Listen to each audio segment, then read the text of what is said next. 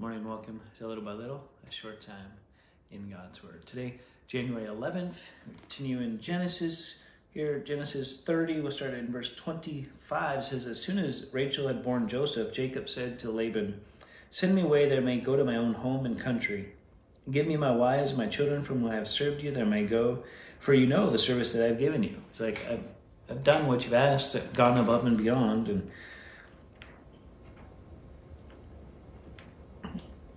they kind of work out this wages thing, like how are you going to pay me for all this time? And they figure out a way to do it with sheep and be a little creative in how things work out. But then it seems that things were not so good, right? Chapter 31, Jacob had taken all that was their father's, and for what was their father's, he has gained all this wealth. Saw that Laban did not regard him with favor as before. And the Lord said to Jacob, return to the land of your fathers and to your kindred, and I'll be with you. Like, run.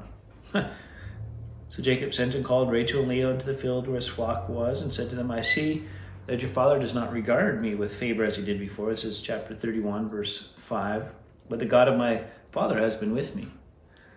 See, the way forward for Jacob wasn't because Laban was being generous to him. The way forward wasn't because they had a great deal worked out or they tricked him. The way forward has been the same since God has spoken to him. That God's got him. God's with him. God's going to bless.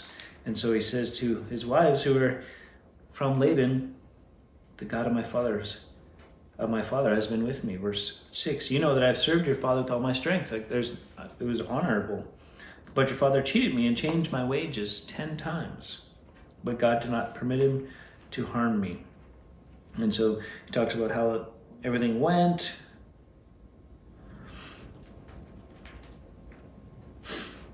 And they come to this conclusion. Verse 16, all the wealth that God has taken away from our father belongs to us and to our children. Now then, whatever God has said to you, do. Like, that's part of the leaving and cleaving, right? It's a new family. And so that's the right response, if you will. Like, hey, we'll follow you. You do what God tells you to do.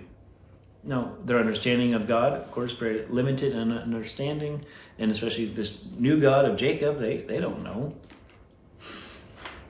But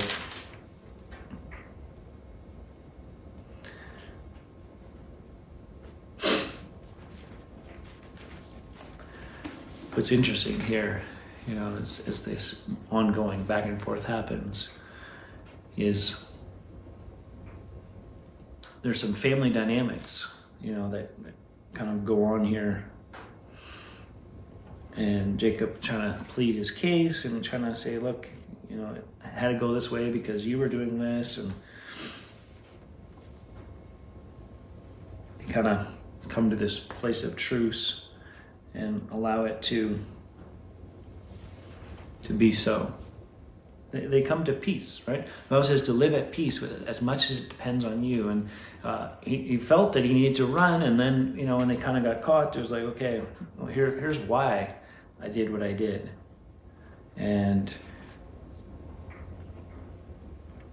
But for God, I would be going empty-handed.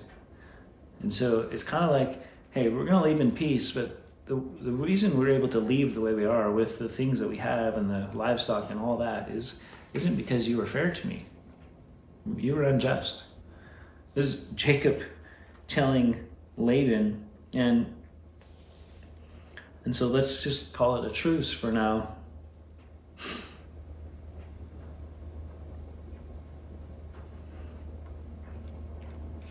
And God will be the witness, and we'll just go our ways. It's incredible, right? Like, with the understanding of that day and that time of this God, not like we have, right? He doesn't have a book to read about. He's just living by faith and promises of God that he's received through dreams. And yet in that there's a steadfastness to him. And I think it wasn't naivety, it wasn't gullibility, right? He didn't just get taken to the cleaners and say, oh well, I was just being submissive. No, he stood for what was right, and he allowed God to bless, and ultimately knew that God was watching out for him. And I think whatever is going on in your life, remember, God is with you. Whatever is going on that you don't understand, that you think, man, why is it going like this? Why doesn't it turn in a way that would benefit me? First, you live peaceably with all men, as much as it depends on you, right? And the blessing that Jacob's living in is, we're grafted into that family, right? The covenant of Abraham. And so the full, complete protection, well, it's the same. It's not necessarily in this life. It's not about the stuff. It's about the promises of God that are lasting and are true forever. Till next time, keep growing little by